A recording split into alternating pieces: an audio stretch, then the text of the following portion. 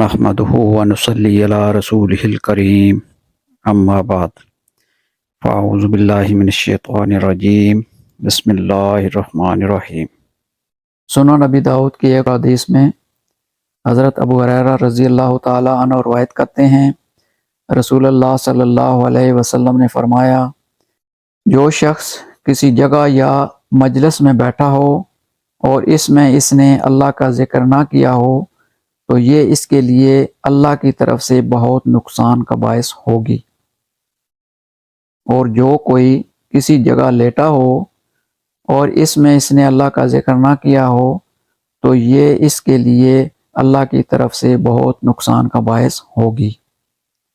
سنن ابی داؤد کی ایک اور حدیث میں حضرت ابو ہریرہ رضی اللہ تعالی عنہ بیان کرتے ہیں،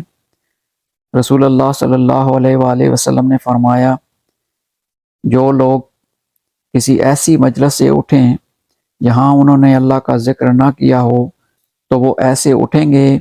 جیسے کسی گدھے کی بدبودار لاش سے اٹھے ہوں،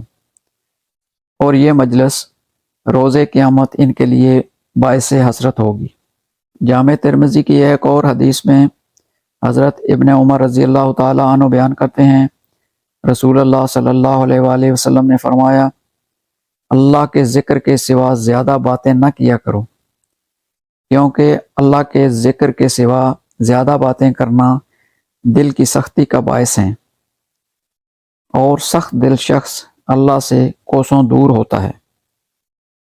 وآخر دعوانا